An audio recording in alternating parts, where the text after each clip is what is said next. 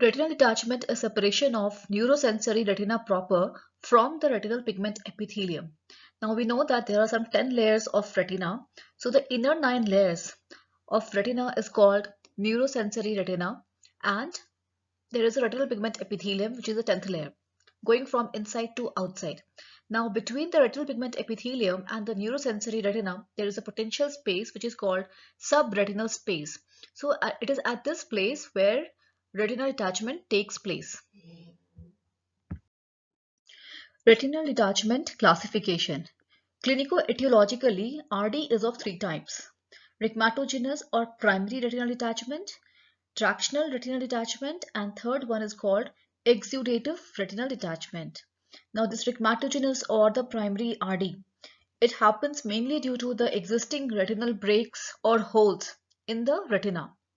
Tractional retinal detachment happens because of certain fibrovascular conditions which predispose to retinal detachment, like in case of diabetic retinopathy or ROP. Exudative retinal detachment happens due to certain conditions like tumor or some vascular disorders, etc., which I will be dealing with. I will be dealing about it later. Rhegmatogenous or primary retinal detachment.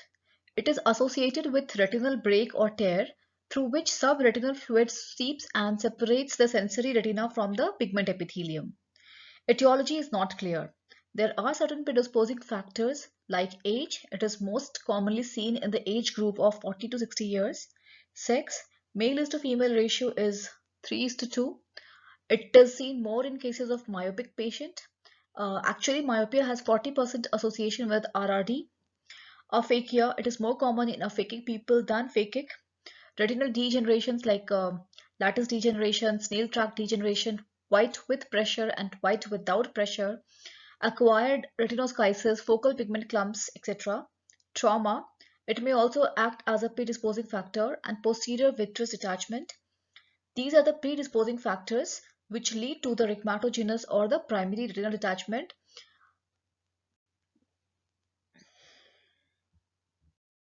This picture here shows certain peripheral retinal breaks and holes. You can see here retinal hole. Uh, then there are some horseshoe shaped retinal tear. You can see a big retinal tear here in second picture. So these through these tear, the liquefied vitreous, it seeps inside and it separates the sensory retina from the retinal pigment epithelium, leading to the rhegmatogenous retinal detachment. So this is the pathogenesis of the rhegmatogenous retinal detachment. Pathogenesis of rhegmatogenous retinal detachment. It is basically an interplay between the dynamic vitreoretinal traction and the predisposing degeneration in the peripheral retina. Now, this dynamic vitreoretinal traction is induced by the rapid eye movements, especially in the presence of posterior vitreous detachment or vitreous syneresis, aphakia, and myopia. Once the retinal break is formed, the liquefied vitreous may seep through it, separating the sensory retina from the pigment epithelium.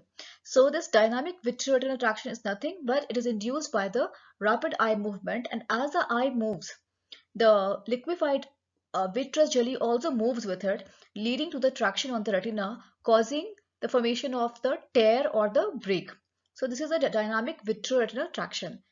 The final shape and position of the retinal detachment is determined by the location of retinal break and the anatomical limits of the optic disc and the ora serrata.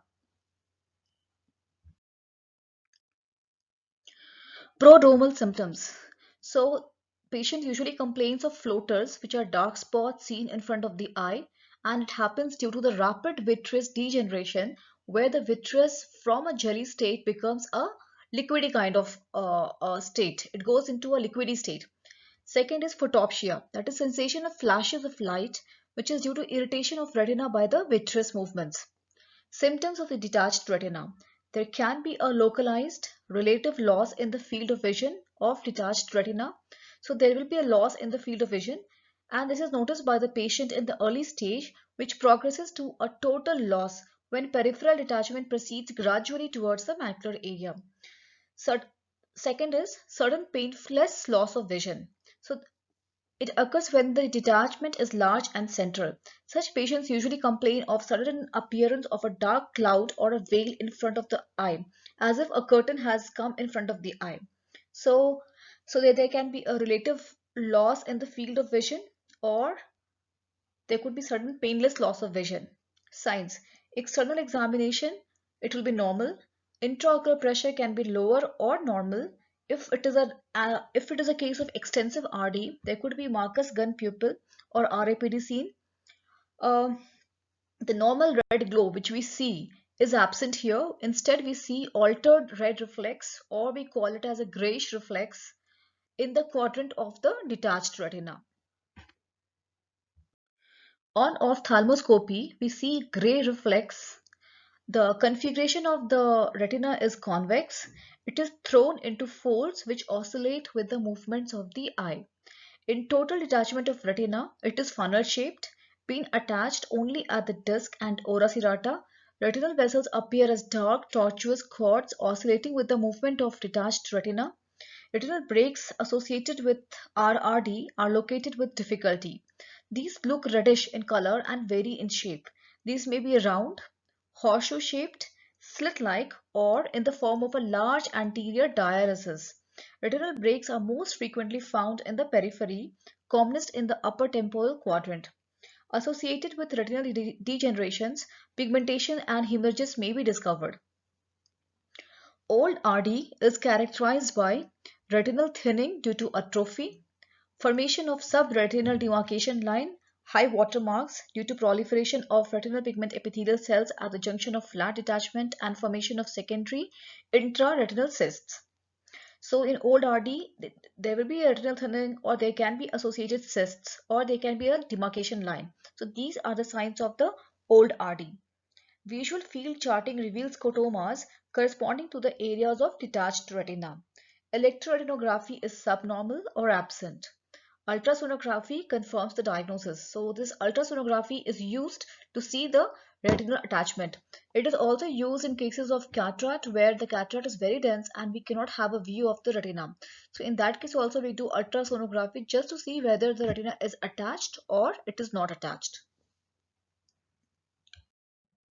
Complications of long-standing RD: proliferative vitreoretinopathy, complicated cataract, uveitis, and phthisis bulbi. Treatment of RD surgery. It basically consists of three components: sealing of the retinal break, subretinal fluid drainage, and to maintain the chorioretinal apposition. Now, sealing of retinal breaks. It is mainly done with the help of laser or cryocoagulation or diathermy. So all the retinal breaks should be detected, accurately localized, and sealed by producing aseptic chorioretinitis with cryocoagulation or photocoagulation or diathermy. Cryocoagulation is more frequently utilized. Subretinal fluid drainage.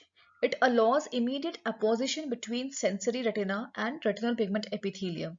Subretinal fluid drainage is done very carefully by inserting a fine needle through the sclera and choroid into the subretinal space and allowing subretinal fluid to drain away. Subretinal fluid drainage may not be required in some cases. To maintain the chorioretinal apposition for at least a couple of weeks. So here this can be done either with scleral buckling or pneumatic retinopexy. Now in scleral buckling, we do inward indentation of sclera to provide external tamponade using an explant like silicone sponge or solid silicone band with the help of matrix sutures applied to the sclera. It can be radially oriented explant which is effective in sealing an isolated hole. So as I told, any RD surgery, it needs three procedures: sealing, drainage of fluid, and apposition of the choroid with the retina. So here in the first picture, you see there's a laser photocoagulation which is being used to do the sealing of the break. In the second picture, just below it, you see cryotherapy applied to do the sealing of the break. So sealing can be done with laser photocoagulation or it can be done with the cryotherapy. In the second picture, we see how the fluid is being drained with the help of a cannula. So second is this drainage of the fluid. So here it is a case of a RD with a fluid here, subretinal space, and a needle or a cannula is inserted. It is broken, which is called retinopexy. A hole is made in the retina and the fluid is absorbed. So this is a drainage of the subretinal fluid with the help of a cannula. And in the third picture, we see how the a sponge is used, silicone sponge or silicone band is used to cause inward indentation of the sclera so that the choroid gets attached to the retina. So this scleral buckling is again of two types.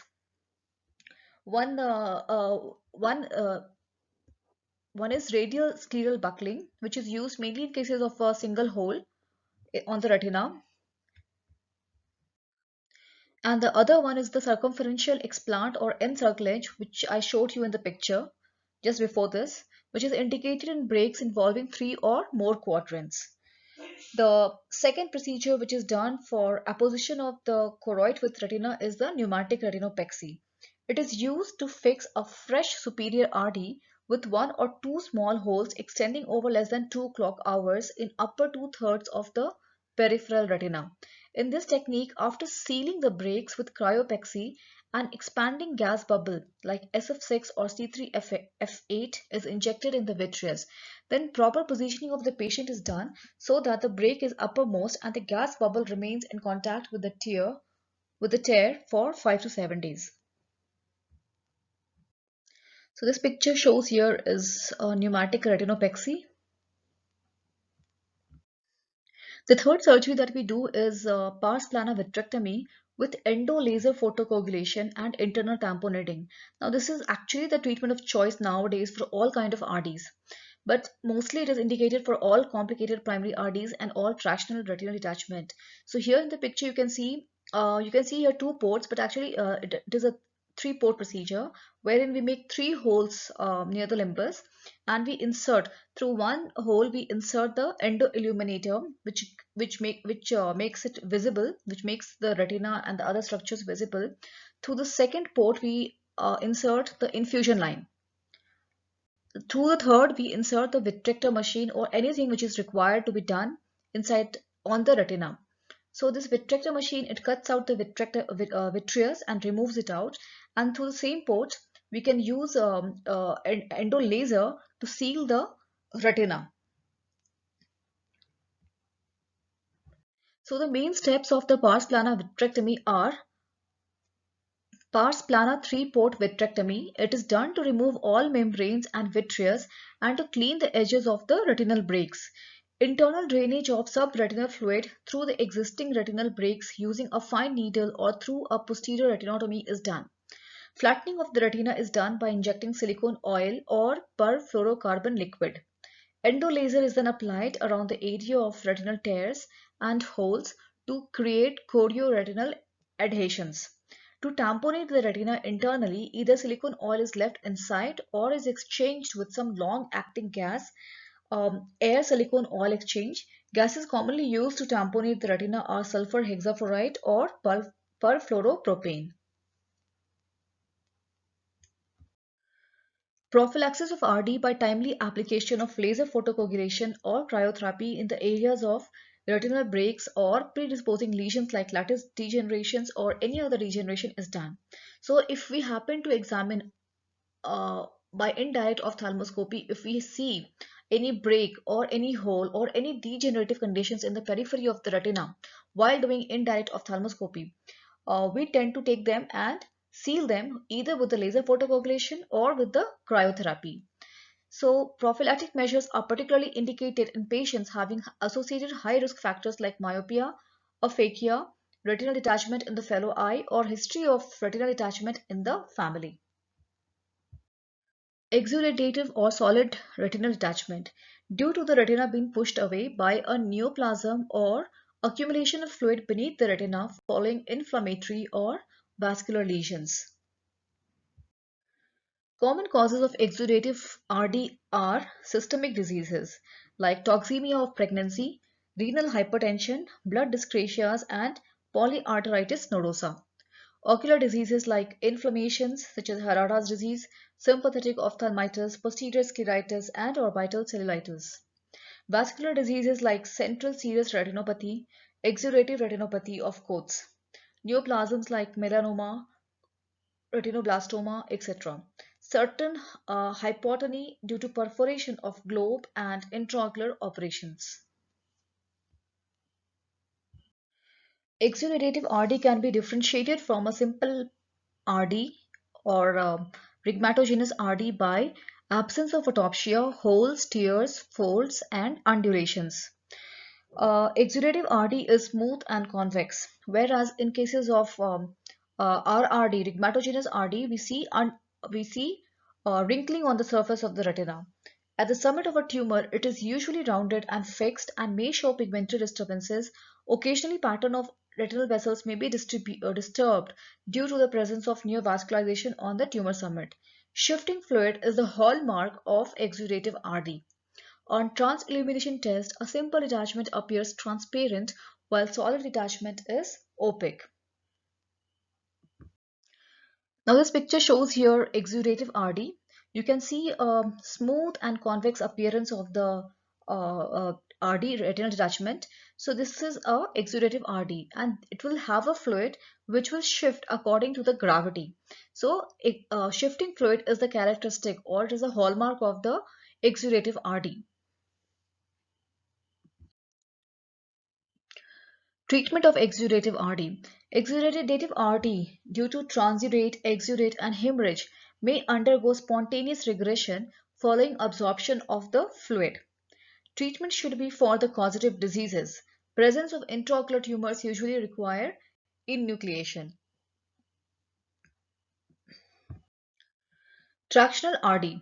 It occurs due to retina being mechanically pulled away from its bed by the contraction of fibrous tissue in the vitreous. Vitreoretinal tractional bands. Etiology. Post-traumatic retraction of scar tissue, especially following penetrating injury. Proliferative diabetic retinopathy. Post-hemorrhagic retinitis proliferans. Retinopathy of prematurity. Plastic cyclitis. Sickle cell retinopathy. Proliferative retinopathy in Eales disease. So basically any condition which causes neovascularization of the retina followed by fibrovascular proliferation can cause tractional RD. So this picture shows here tractional RD. You can see whitish scar tissue which are fibrovascular tissue which has got scarred here. So this is a case of a TRD. Clinical features of TRD. It is characterized by presence of vitreoretinal bands with lesions of the causative disease. Retinal breaks are usually absent and configuration of the detached retina is concave. So in exudative RD, even in RRD, it used to be convex. Here it is concave. The highest elevation of the retina occurs at the site of vitreoretinal traction. Retinal mobility is severely reduced, whereas in cases of rhegmatogenous RD, there used to be a mobile retina. Shifting fluid is absent, whereas in case of exudative RD, we have shifting fluid. Treatment is pars plana vitrectomy to cut the vitreoretinal tractional bands and internal tamponading as described above. Prognosis in these cases are usually poor.